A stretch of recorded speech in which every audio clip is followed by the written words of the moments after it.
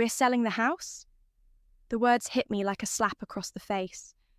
I'd been expecting maybe a discussion about Dad's retirement plans or Mum's latest complaints about the neighbours. Not this. My name is Genesis, and I should probably mention that I've spent 28 years being the family afterthought. While my sister Scarlett collected trophies and praised like they were going out of style, I was the one quietly keeping my head down, working 2 jobs just to scrape by. What do you mean, selling? I managed to ask, my coffee mug frozen halfway to my lips. Mum didn't even look up from her paperwork spread across the dining table. Harold, show her the contract. Dad slid a thick folder across the polished wood surface, that smug smile already creeping across his face. Closed yesterday. Got a fantastic price, too. But where are we supposed to... We? Scarlett's laugh cut through my question like glass. She was perched on the arm of Dad's chair, perfectly manicured nails drumming against his shoulder. Oh, honey, there's no we in this equation. The room started spinning. This was the house I grew up in, the house where I'd carved my initials into the basement doorframe when I was 7, where I'd spent countless nights in my tiny bedroom listening to Scarlett get praised for her latest achievement while I studied for exams that no one would ever ask about. The money's going towards Scarlett's new place, Mom said, finally looking up with that practiced expression of mild irritation she reserved specifically for me. She found this gorgeous 5-bedroom in Sunset Ridge, pool, 3-car garage, the works. 5 bedrooms? The words came out as a whisper. Leo and I are thinking about starting a family soon, Scarlett said, examining her nails. We'll need the space. Leo, her fiancé of exactly 3 months, who worked in his daddy's law firm and had never heard the word no in his privileged life. But what about me? I asked. Where am I supposed to go? The silence that followed was deafening. Dad cleared his throat and shuffled through some papers. Mum went back to her documents. Scarlett just stared at me like I'd asked the stupidest question in the world. Genesis, you're 28 years old, Mum said without looking up. You have 2 jobs. Surely you can figure something out. 2 jobs that barely cover my student loans and car payment, I shot back. You know I can't afford... Don't be so dramatic, Dad interrupted. We're not throwing you out on the street. Something in his tone made my stomach drop. What do you mean? Scarlett was grinning now, that predatory smile she'd perfected in high school. Tell her about the shed, Daddy. The shed? I looked between them, confusion mixing with growing dread. Dad pulled out another document, this one much thinner. Your grandfather's old garden shed is still technically on a separate parcel. Has been since the property was subdivided back in the 70s. We thought, for sentimental reasons, you might like to have it. The shed, I repeated slowly. You want me to live in the garden shed? It's got electricity, Mum added helpfully. And there's a spigot for water right outside. The shed. The rotting, mouse-infested, 8-by-10-foot structure that hadn't been used for anything but storing broken lawnmowers for the past decade. The shed, with holes in the roof and a door that didn't close properly. You're joking? $1, Dad said, sliding the deed across the table. That's all we're asking. Very generous, considering the sentimental value. Scarlett was practically vibrating with glee. It'll be like camping. You always said you liked the outdoors. I stared at the deed, at my name typed in official font next to a legal description of 0.12 acres of what was essentially a glorified storage closet. This is insane, I whispered. This is reality, Mum said sharply. Scarlett has always been the responsible one. She's getting married, building a life, contributing to society. You're still waiting tables and writing little articles for websites no one reads. The words hit their mark perfectly. Mum had always been a master at finding the exact spot that would hurt the most. But as I sat there, staring at that deed, something else stirred beneath the humiliation. A memory of Grandpa complaining about zoning laws and property lines, about how the city had messed up the paperwork when they'd subdivided the lot. "Fine," I said, reaching for a pen. "I'll take it." I signed my name with steady hands, even though my heart was hammering against my ribs. Folded the deed carefully and slipped it into my purse. "Smart girl," Dad said, but his approval felt like poison. As I walked out of that house for what I didn't know would be the last time as a family member, I couldn't shake the feeling that they'd just made a very expensive mistake. The shed might be a joke to them, but I remembered what Grandpa used to say about that little parcel of land, something about access rights and independent zoning, something that might just change everything. The mouse was staring at me. I'd been living in the shed for exactly 3 days, and this little grey bastard had claimed the corner where I'd stacked my boxes. He sat there on my winter clothes, whiskers twitching like he was judging my life choices. "Yeah, well, join the club," I muttered, pulling my sleeping bag tighter around my shoulders. The roof had leaked again during last night's storm. My laptop was thankfully safe, but my favourite sweater now had a brown water stain that looked suspiciously like a middle finger. Even the universe was mocking me. My phone buzzed, a text from Scarlett. "How's the palace?" I was about to throw the phone across the shed when it rang. Sam's name lit up the screen. "Please, tell me you're calling to offer me your couch," I said by way of greeting. "Jen? Jesus, you sound terrible. What's going on?" Sam had been my lab partner in high school chemistry, back when we were both convinced we'd be marine biologists. He'd ended up in real estate development instead, and I'd ended up, well, here. Remember how I told you my family was a little dysfunctional? The sister who got the car for graduation while you got a gift card to Target? That was just the warm-up act. I filled him in on the house sale, the shed, the whole humiliating mess.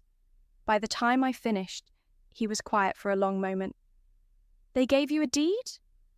"For a shed, Sam. A literal garden shed with a family of mice." "Can you send me a photo of that deed?" I blinked. "Why?" "Just humour me. I'm coming over." An hour later, Sam was crouched in my 8x10 palace, his expensive suit completely out of place among the cobwebs and mouse droppings. He'd brought coffee and donuts, which made him officially my favourite person on the planet. "This is unbelievable," he said, studying the deed with his phone's flashlight. "Tell me about it. I'm 28 years old and living in a shed." "No, Jen, I mean this is actually unbelievable." He looked up at me, eyes wide. "Do you know what you have here? A tetanus shot waiting to happen?" "You have an independent parcel with its own access rights. Look at this legal description. This isn't just a shed on your parents' property. This is your property."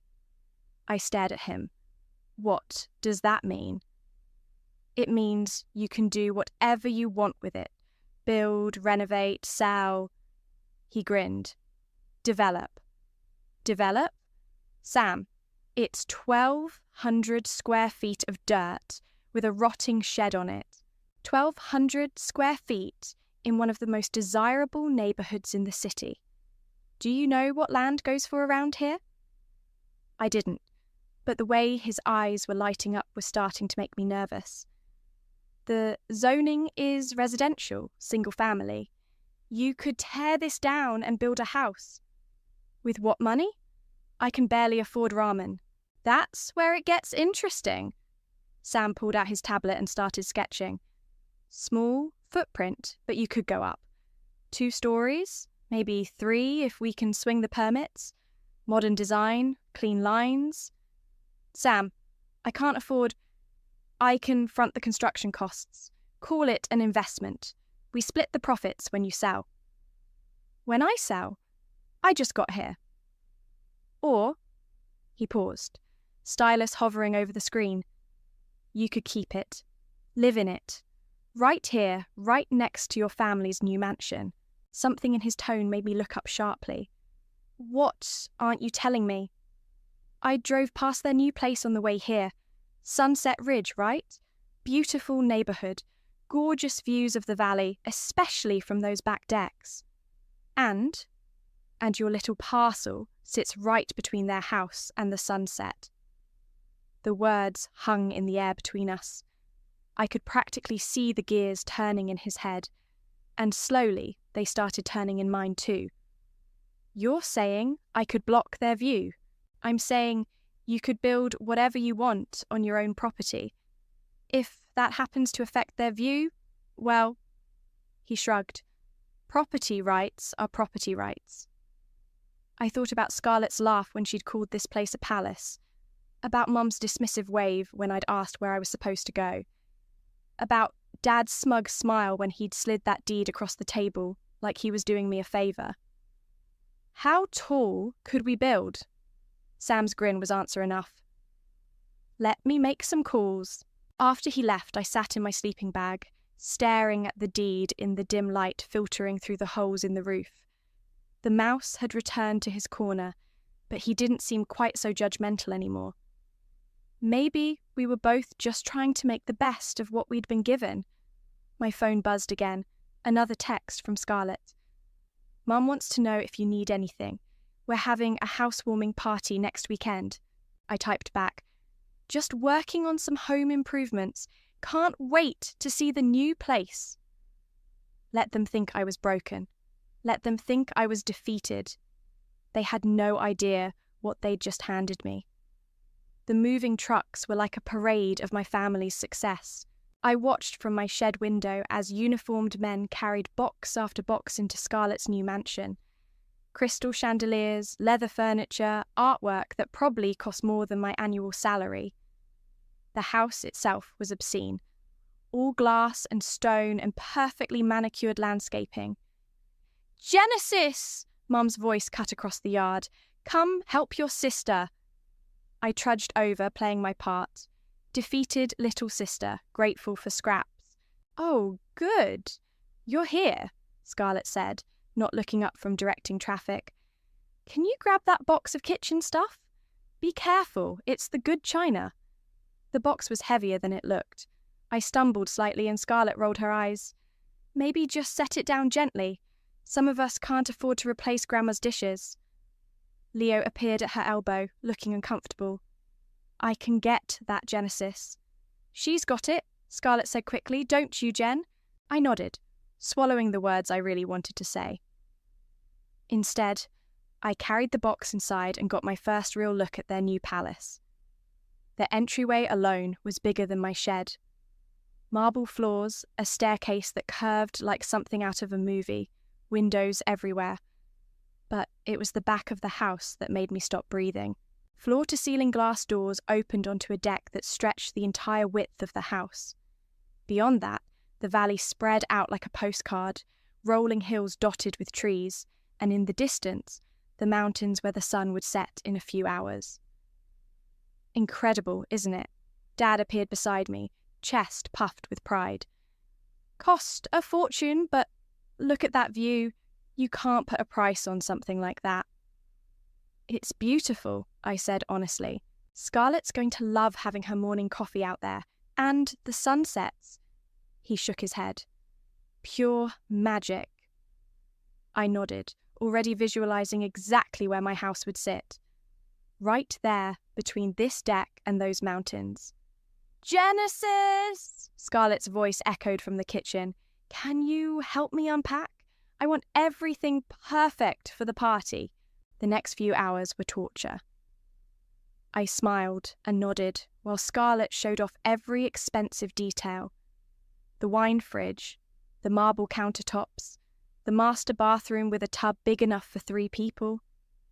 And this is going to be the nursery, she said, opening the door to a room that was already bigger than most apartments.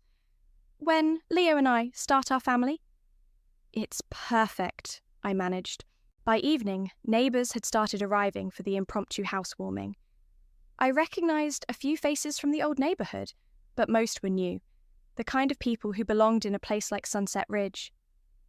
You must be the sister, a woman with perfectly blown-out hair said, extending her hand. I'm Olive. I live 3 houses down. Genesis. Scarlett's told us so much about you. How brave of you to, well, make your own way. The pity in her voice made my skin crawl. I'm doing fine. Of course you are. And that little shed is so rustic, very bohemian. I excused myself and slipped out to the deck.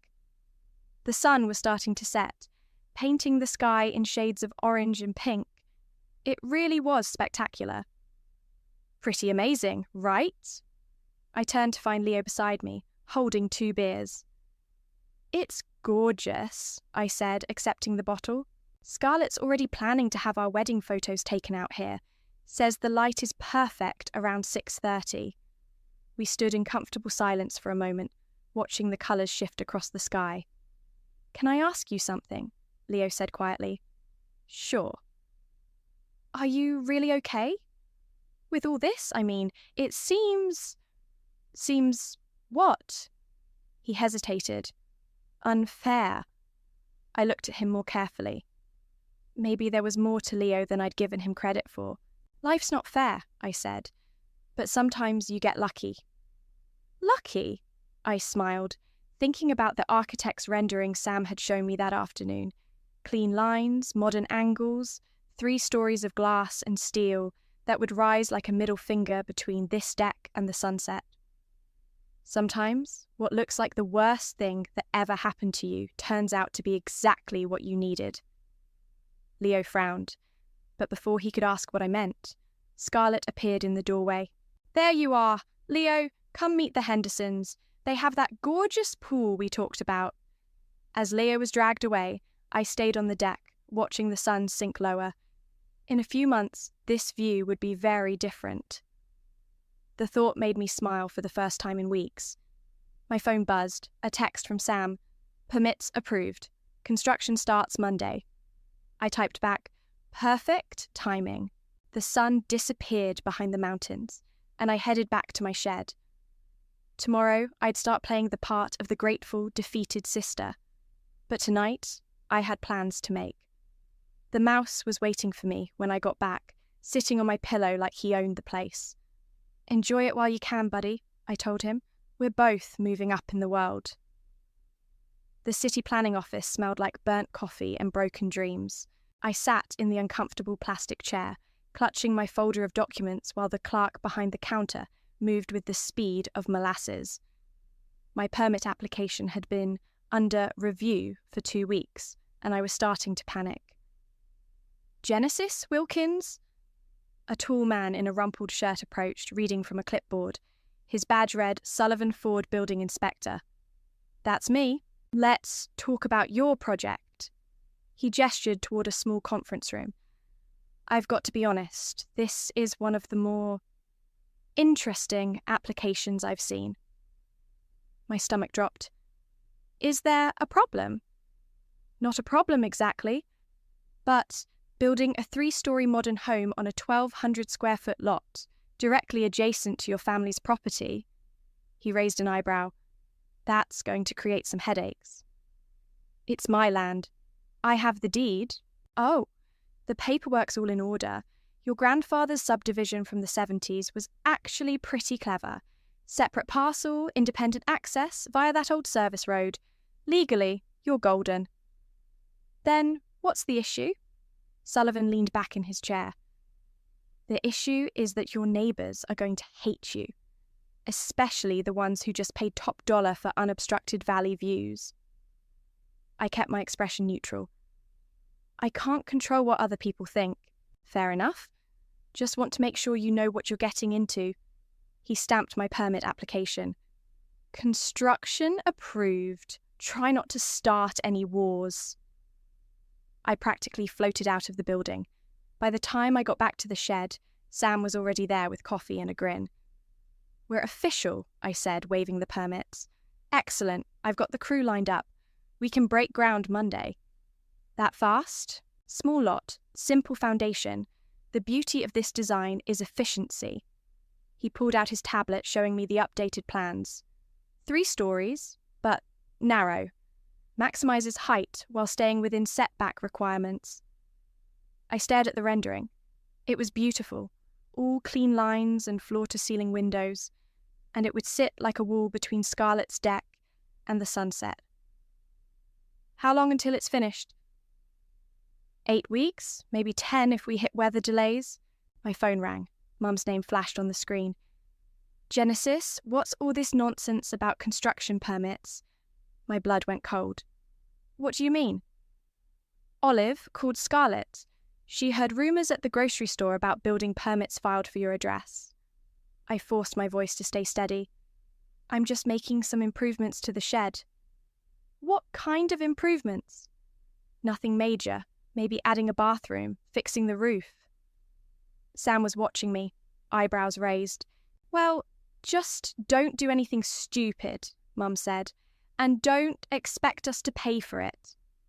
Wouldn't dream of it. After I hung up, Sam shook his head. You're playing with fire.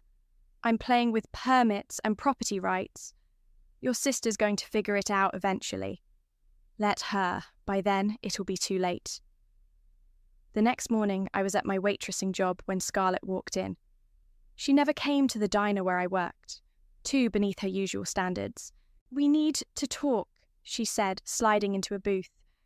I grabbed a coffee pot and walked over. What can I get you? Cut the act, Genesis. I know you're up to something. I'm working. You want coffee or not? She leaned forward, lowering her voice. Olive says there's been surveying equipment near your shed. City trucks. What are you planning? Just some renovations, like I told Mum. Renovations don't require city surveyors. I poured her coffee without being asked. Maybe you should mind your own business. My business? Her voice rose slightly. You're living in a shed on the edge of my property. Everything you do affects my property values. Your property is 300 feet away. Don't play dumb. We both know that shed sits right. She stopped, eyes widening. You wouldn't. Wouldn't what? You're going to try to block our view. I set the coffee pot down carefully. I'm going to improve my property. What happens to your view is between you and physics. Scarlett's face went white, then red. You can't do this. Actually, I can. It's called property rights. Dad taught me all about them when he explained why I couldn't live in the house I grew up in. This is insane. You're going to destroy your relationship with our entire family over some petty revenge? I'm going to build a house on my land. If that bothers you, maybe you should have thought about that before you laughed at me for living in a shed. She stood up abruptly, knocking over the coffee cup. Brown liquid spread across the table and dripped onto the floor. This isn't over, she said. No, I agreed, grabbing a towel to clean up the mess. It's just getting started. That afternoon, Sam called with an update. Demolition crew's ready. We start tearing down the shed tomorrow. Perfect. You sure about this, Jen? Once we start, there's no going back. I looked out the shed window at Scarlett's mansion, at the deck where she'd probably be having her morning coffee in a few hours. I've never been more sure of anything in my life.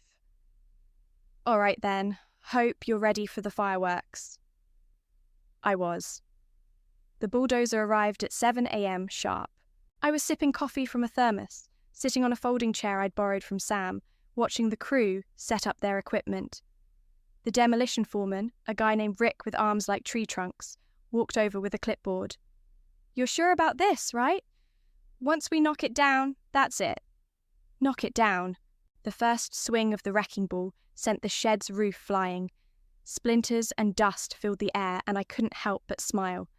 28 years of being treated like I didn't matter, and now I was literally tearing down their assumptions. What the hell is going on? Scarlett's voice cut through the noise of machinery. She was running across the yard in her silk pajamas and fuzzy slippers, hair wild, face twisted with panic. Morning, sis, I called out cheerfully. Stop! Stop right now! She was screaming at the bulldozer operator, waving her arms like she was directing traffic. Rick looked at me questioningly. I shook my head. Keep going. You can't do this. Scarlett spun toward me. This is our property. Actually, it's my property. I pulled out the deed and waved it at her. Remember? You were there when Dad gave it to me. Mum came running out of the house next, Dad close behind. Both of them looked like they'd seen a ghost. Genesis, what is the meaning of this? Mum's voice had that sharp edge that used to make me shrink when I was little. I'm building a house. A house? Dad's face was turning purple. On that tiny lot? It's not that tiny. 1,200 square feet is plenty for the right design. The bulldozer took another swing and the shed's walls crumbled. Scarlett actually screamed, "You're destroying our view. I'm building on my land. This is insane." Scarlett turned to the construction crew. "I'll pay you double to stop." Rick looked at her like she'd lost her mind. "Lady, we've got a contract and permits. We're not stopping." "I'll call the police." "Go ahead," I said. "I'm sure they'll be very interested in your attempt to interfere with legal construction." Dad stepped forward, trying his intimidation routine. "Genesis, you stop this nonsense right now. We can work something out." "Work something out? Like when you worked out giving me a shed while Scarlett got a mansion?" "That's different." "Is it? Because from where I'm sitting, it looks like you're only interested in working things out when it affects what you want." Mum tried a different approach. "Honey, be reasonable. Think about property values. Think about the neighbourhood." "I am thinking about the neighbourhood. I'm improving it with quality construction." Sam's truck pulled up and he hopped out with a roll of blueprints under his arm. "Morning, everyone," he said pleasantly. "Beautiful day for construction." "Sam?" Dad recognized him from high school. "You're involved in this?" "I'm the developer. Genesis is my client." "This is a mistake," Scarlett said, her voice getting shrill. "You're going to regret this." "The only thing I regret is not doing it sooner." Sam unrolled the blueprints on the hood of his truck. "Want to see what we're building?" The family crowded around despite themselves. I watched their faces as they took in the design. 3 stories of modern architecture that would rise like a monument to their own cruelty. "It's going to be gorgeous," Sam said. "Floor-to-ceiling windows, rooftop terrace, sustainable materials. Really going to class up the neighbourhood." "It's going to block our entire view," Scarlett whispered. "That's unfortunate," I said, "but I'm sure you'll find other things to look at." "We'll sue," Dad said suddenly. "We'll get an injunction." "On what grounds?" Sam asked. "She owns the land, has proper permits, and the design meets all zoning requirements." "Spite," Mum said. "She's doing this out of spite." "I'm doing this because I need a place to live. The fact that it affects your view is just a happy coincidence." Leo appeared at the edge of the yard, looking confused and still in his workout clothes. "What's all the shouting about?" "Genesis is building a house," Scarlett said, her voice cracking. "Right there. It's going to destroy everything." Leo looked at the blueprints, then at the construction site, then at me. "This is your land?"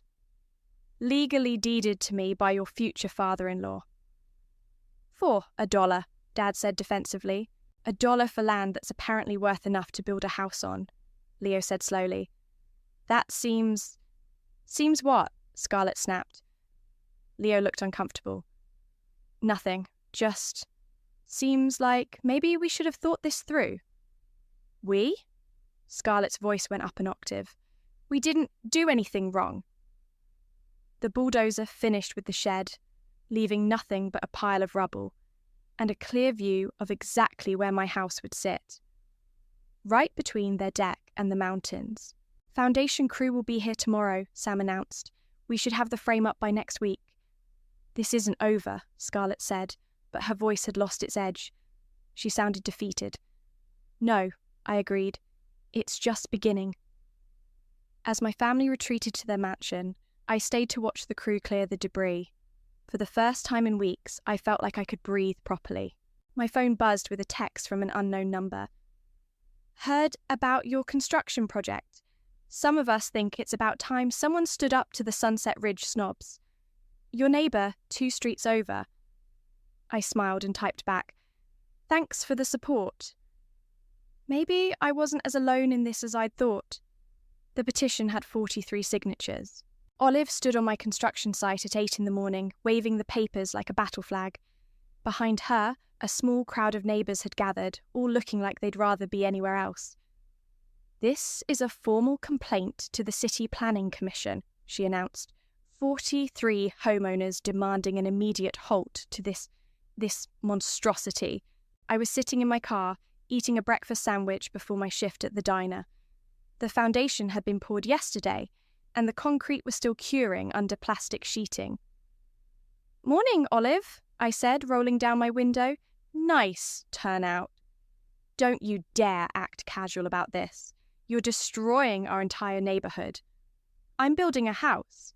"You're building a spite fence, a 3-story middle finger aimed at your own family." One of the neighbours, an older man I didn't recognise, stepped forward. "Look, Genesis, we're not trying to be unreasonable here, but property values will probably go up," I interrupted. "Quality construction, modern design, sustainable materials. Sam says it will be the nicest house in a 5-block radius." "It's going to block the Hendersons' view too," Olive said, "and the Patels. This affects more than just your sister." "Then maybe they should have bought lots with guaranteed view easements." My phone rang, Sam's name on the screen. "I'm dealing with the angry mob," I told him. "What's up?" "We've got a problem. The city's calling for a hearing on the petition next Tuesday." My stomach dropped. "Can they stop us?"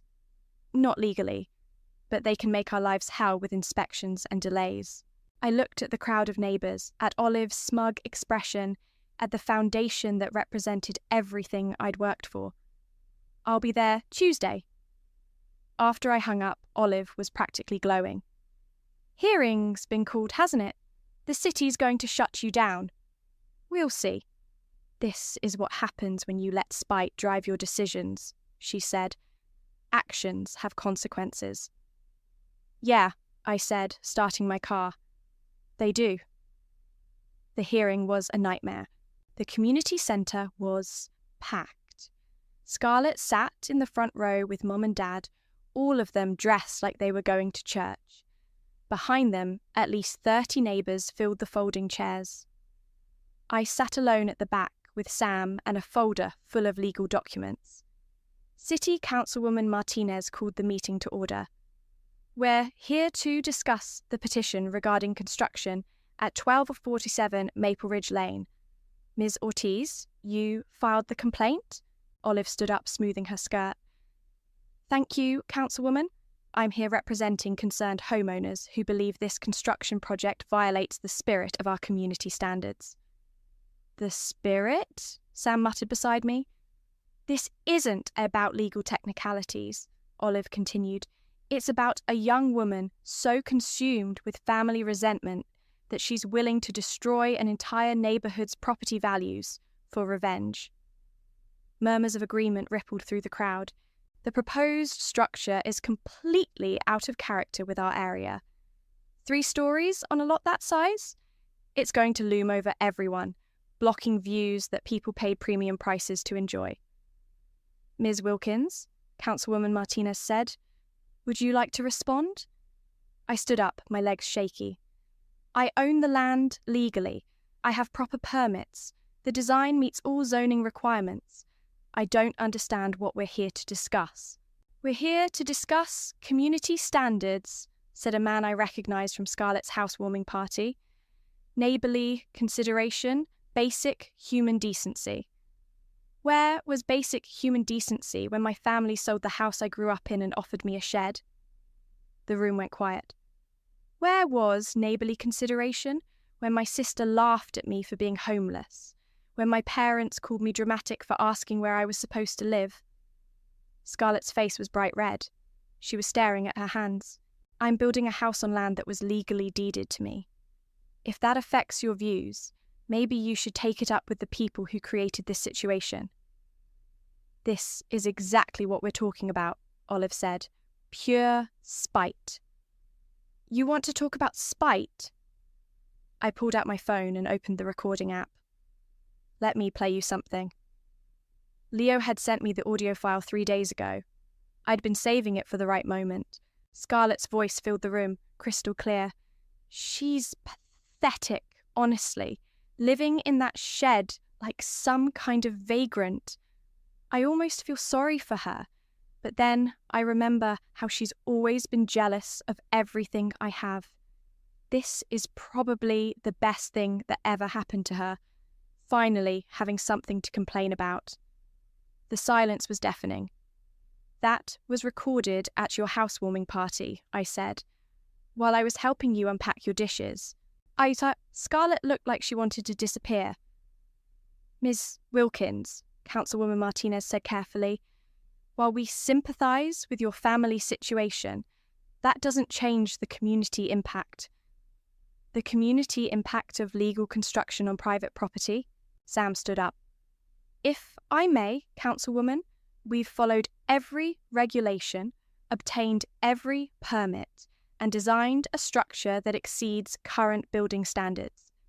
If the city wants to start blocking legal construction based on neighbours' feelings, that's a very dangerous precedent. The councilwoman looked uncomfortable. The hearing is adjourned. We'll review the petition and issue a decision within 10 days. As people filed out, Leo approached me. Genesis, I'm sorry.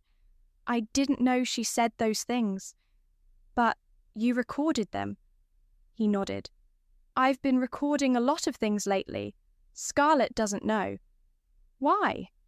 Because I'm starting to see who she really is, and I don't like what I see. I looked across the room at Scarlett, who was surrounded by sympathetic neighbours. What are you going to do about it? Leo was quiet for a long moment. I don't know yet, but something. 3 days later, the city ruled in my favour. Construction resumed immediately, but the victory felt hollow. Half the neighbourhood hated me, my family wasn't speaking to me, and I was burning through my savings faster than I'd planned. Sam found me sitting on the foundation, staring at the framing that was starting to rise. Having second thoughts? Every day. Want to stop? I looked towards Scarlett's house, where she was probably having her morning coffee on the deck, watching her view disappear one board at a time. Not a chance. The house was finished on a Tuesday. I stood on my new rooftop terrace, watching the sun set behind the mountains for the first time from my own property. The view was spectacular, rolling hills, distant peaks, and not a single obstruction in sight.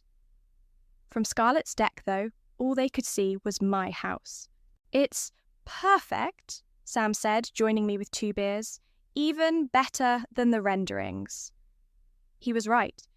3 stories of glass and steel, clean lines, modern fixtures. The kind of house that belonged in architectural magazines. The kind of house that made a statement. The housewarming party's tomorrow night, I said. You sure people will come? Are you kidding? Half the city's been following this drama. Everyone wants to see the house that started a war. My phone buzzed. A text from Leo. Can we talk? It's important. I showed Sam the message. Think it's about the wedding, he asked. What wedding? Check social media. I opened Instagram. Scarlett's latest post was from this morning. A photo of her engagement ring with the caption, "Wedding planning in full swing. Can't wait to celebrate our love with family and friends in our beautiful backyard. Just blessed Bashan sunset, views Iwashurgash family first." The comments were brutal. Half were congratulations, half were people asking about the house situation and whether I'd be invited. She's really going to have her wedding reception on that deck? Sam asked. It looks like it. With your house blocking the sunset? That's her choice. 20 minutes later, Leo knocked on my front door. He looked terrible. Unshaven, wrinkled clothes, dark circles under his eyes. Nice place, he said, looking around the open-concept living room. Thanks. Want a tour? Actually, I want to show you something. He pulled out his phone and opened a voice recording app. This is from last night. Scarlett doesn't know I recorded it. He hit play. Scarlett's voice filled the room. I don't care what it costs, Daddy. Hire a lawyer, bribe the city inspector, burn the house down for all I care. I am not having my wedding photos ruined by that eyesore. Dad's voice. Sweetheart, we've tried everything legal. Then try something illegal. She's destroying my life. Mum's voice. Maybe we could offer her money to move. I'm not giving that bitch a penny. She did this to hurt me, and now she's going to pay. Leo stopped the recording. There's more, he said. Hours of it. Her talking about sabotaging your construction, spreading rumours about you around town, trying to get you fired from your jobs. I sat down heavily on my new couch. Why are you telling me this? Because I can't marry someone like that. Leo, I've been recording her for weeks, Genesis, ever since the construction started. I thought maybe she was just stressed, that she'd calm down once she got used to the idea. He shook his head. But it's gotten worse. The things she says about you, about your parents, about me when she thinks I'm not listening. What are you going to do? I'm going to end it, tomorrow at your housewarming party. You're coming to my party? If you'll have me, I want to make a statement. The next evening, my house was packed. Sam had been right. Everyone wanted to see the infamous Spite House. Neighbours I'd never met, co-workers from both my jobs, even some people who'd just heard about the story online. The crowd spilled from the living room onto the deck, up to the rooftop terrace.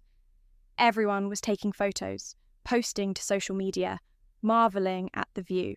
This is incredible, said Maria from the diner. You can see the whole valley. And look at that sunset, added Jake, one of Sam's construction crew. Perfect timing. Through my floor-to-ceiling windows, I could see Scarlett's house. The deck was empty, except for her, Mom, and Dad, all of them staring up at my terrace where the party was in full swing. Genesis! Leo's voice cut through the chatter. He was standing in my doorway, still in his work suit. Can I have everyone's attention? The room went quiet. I want to thank Genesis for inviting me tonight, and I want to apologise publicly for my family's behaviour over the past few months. Your family? Someone asked. My fiancé's family, soon to be ex-fiancé. Gasps rippled through the crowd. I've spent the last 2 months watching someone I thought I loved reveal her true character.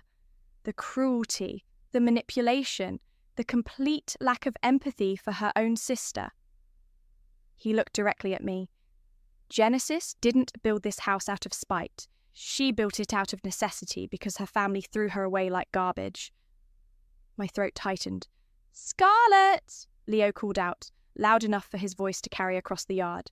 If you can hear me, we're done. The wedding's off. He pulled off his engagement ring and set it on my kitchen counter. I'll be by tomorrow to get my things. The crowd erupted in shocked whispers and excited chatter. Through the window, I saw Scarlett collapse into one of her deck chairs, Mom rushing to her side. Leo walked over to me.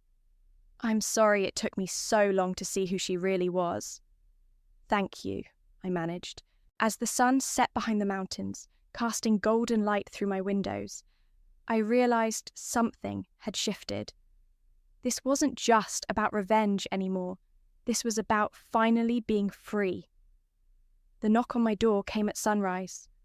I was making coffee in my gleaming new kitchen, still getting used to having actual counter space, when I heard the tentative tapping. Through the peephole, I saw Scarlett standing on my porch, mascara streaked down her cheeks, still wearing yesterday's clothes. I opened the door but didn't invite her in. "Genesis, please. We need to talk." "Do we?" She looked past me into the house, taking in the open floor plan, the modern fixtures, the morning light streaming through floor-to-ceiling windows. "It's beautiful," she said quietly. "Thank you." I came to apologize. I leaned against the doorframe. "For which part? Laughing when I was homeless? Calling me pathetic at your housewarming? Or trying to sabotage my construction?" Her face crumpled. "Leo played me the recordings, all of them. And I heard myself, really heard myself." She wiped her nose with the back of her hand. "I sound like a monster." "You sound like yourself. That's what makes it so awful." We stood in silence for a moment. From my rooftop terrace, I could hear Sam setting up chairs for the morning coffee he'd promised to bring over. "The wedding's really off?" I asked. "He won't even talk to me. Moved out this morning while I was having a breakdown on the deck." "I'm sorry." "Are you?" I considered the question honestly. "I'm sorry you're in pain. I'm not sorry he saw who you really are." Scarlett nodded slowly. "Mom and Dad want to sell the house." "What?" "They can't stand looking at yours every day. Dad says it's like living next to a constant reminder of their failure as parents." "Their failure?" His words, not mine. She looked up at my house again. "They're talking about moving to Florida, starting over. What about you?" "I don't know. I can't afford the house payments without Leo. And I can't..." She gestured helplessly at my terrace. "I can't live in the shadow of what I did to you." My coffee maker beeped behind me. The sound of normal life, of mornings that belonged to me. "Genesis?" Scarlett's voice was small. "Do you think you could ever forgive me?" I looked at my sister. Really looked at her. The golden child who'd had everything handed to her, who'd never learned that actions have consequences, who was finally facing the wreckage of her own choices.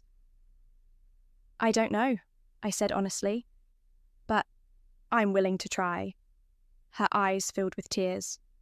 "Really?" "On one condition." "Anything. You get therapy. Real therapy. Not just talking to Mum about how unfair life is. You figure out why you thought it was okay to treat me like garbage for 28 years. I will. I promise. And you apologize to Leo. Not to get him back, but because he deserves to hear it." "Okay," Sam's voice called from the backyard. "Genesis, coffee's ready." "I should go," Scarlett said. "Scarlett?" She turned back. "The shed was never about the money, was it? You could have given me $10,000 and not even noticed. This was about making sure I knew my place." She was quiet for a long moment. "Yes. Thank you for being honest." After she left, I climbed to my rooftop terrace, where Sam had set up a small table with coffee and pastries from the bakery downtown. "How'd it go?" he asked. "Better than expected. Worse than I hoped." "That's family for you." We sat in comfortable silence, watching the sun climb over the mountains. From up here, I could see the whole valley, the city spreading out below us, the world full of possibilities. "Any regrets?" Sam asked. I thought about the question while I sipped my coffee, about the family relationships that might never fully heal, about the neighbours who still crossed the street when they saw me, about the cost of standing up for myself. "No," I said finally. "No regrets." My phone buzzed with a notification. Someone had shared my story on Reddit, and the comments were pouring in. Hundreds of people sharing their own stories of family betrayal, of standing up to bullies, of finding the courage to build something beautiful from the wreckage of their lives. "Look at this," I showed Sam the screen. "People are calling it inspiration." "That's because it is?" "I just built a house. You built more than that. You built a life on your own terms. A new message popped up, this one from Leo. Thank you for helping me see the truth. Your house is beautiful. You deserve every bit of happiness. I typed back, thank you for doing the right thing. The sun was fully up now, warming my face, casting light through the windows of the house I'd built with my own determination and stubbornness and refusal to accept less than I deserved. From Scarlett's deck below, I could hear the sound of boxes being loaded into a moving truck. I raised my coffee mug in a silent toast to new beginnings, to consequences finally catching up, to the sweet satisfaction of a view that was entirely my own. The house cast its shadow across their yard, just as I'd planned, but I was no longer living in anyone else's shadow, and that made all the difference.